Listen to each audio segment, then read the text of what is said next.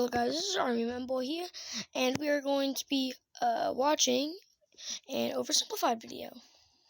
Hitler was born Adolphus Hitler in 1889 in a small town in Austria-Hungary.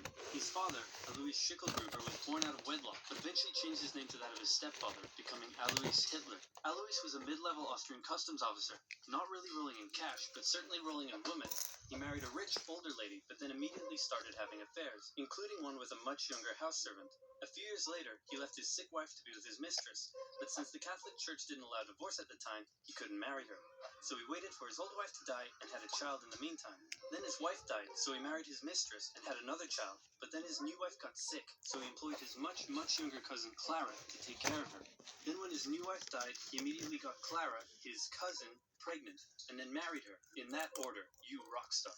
Clara and Alois had 3 children together, who all tragically died while in infancy. So when the 4th child, Adolf, came along, Clara spoiled him rotten. The Hitlers had 2 more kids, and the family moved around a few times, meaning Adolf had to attend 5 different elementary schools. Adolf's father was strict, quick to anger, and took most of it out on the eldest son, until he had enough and ran away at the age of 14, leaving 7-year-old Adolf to do most of the chores and get berated by his father.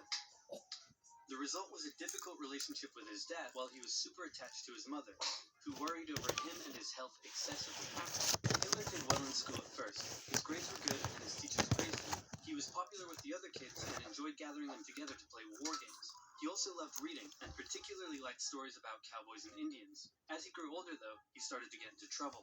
He was caught smoking once, organized a raid on a local orchard, tormented his pro-Austria religion teacher with symbolic gestures, displaying his allegiance to the idea of united Germanic people under a greater German state in defiance of Habsburg Austria. You know, the usual.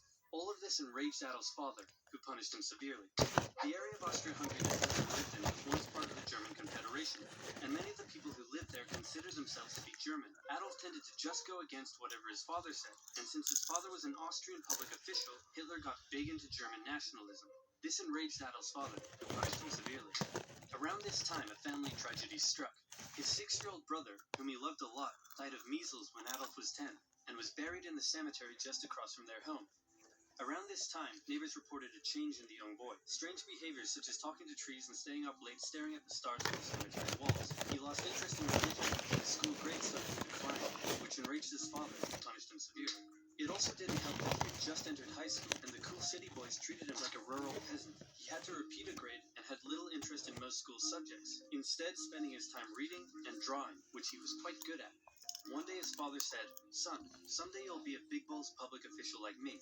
And Adolf replied, "No, father, I'm going to become an artist and soar high above the clouds with the eagles." This enraged his father, but by this time he was an old-ass man, so he just sort of let it go, and then died of a lung hemorrhage. Hitler just about passed his final semester, and celebrated in the typical way, by getting blackout drunk and wiping his ass with a certificate.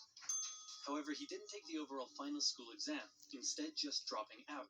The now 16-year-old boy was unemployed, without much purpose in life, and for the next 3 years he stayed that way. He spent most of his time at the opera with his only friend, August Kubizek. Kubizek later wrote his memories of the young Hitler, and said he was passionately interested in many things, felt he was in many ways better than others his age, was quick to anger just like his father, and an incredible speaker once he was ranting. When he was 18, he said a very sad goodbye to his mother and went to Vienna to take the entrance exam for art school. He failed. Soon after, he had to return home.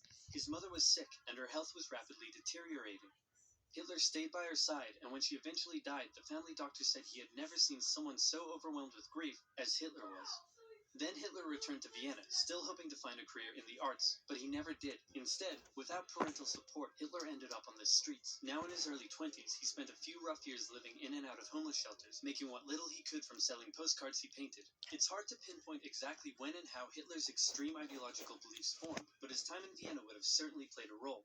Anti-Semitism was widespread in the city. The mayor, whom Hitler supported, was an outspoken anti-Semite. There were many right-wing, anti-Semitic newsletters, which Hitler took a keen interest in. He bought into the conspiracy theories, and became a firm believer in the idea that there are many races in constant struggle with one another, the purest of which were the German Aryan people, and the worst of which, he believed, were Jews.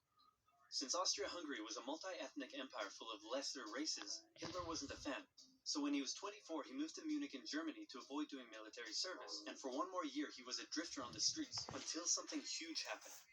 In 1914, long-standing tensions in Europe erupted into the First World War. Crowds across Europe celebrated the news. Within days, Hitler volunteered for the German army. The war gave him a purpose in life. His fellow soldiers gave him friendship and brotherhood. Despite the horrors of war, Hitler considered it to be the best time of his life. He was reportedly a brave soldier and was awarded the Iron Cross, first class. He was also very lucky and had many close encounters with death. His luck ran out in 1916, however, when an artillery shell injured his leg. He went back to Germany to recover and was outraged to find a general apathetic anti-war attitude among the exhausted and hungry German populace. With the war turning against Germany, he returned to the front lines, but was temporarily blinded by a British gas attack in 1918. A month later, still recovering in hospital, Hitler learned of Germany's defeat and surrender. The terms of the peace treaty were tough on Germany. It had to pay a lot of money and lose a lot of soldiers. These conditions weakened Germany and humiliated the German people. Europe's borders changed after the war too.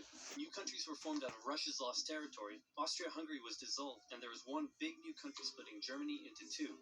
Hitler, seeing the country he loved humiliated like this, said that hatred grew in him for those responsible, by which he meant communists and Jews, who he believed had stabbed Germany in the back by spreading dissent and anti-war propaganda back home.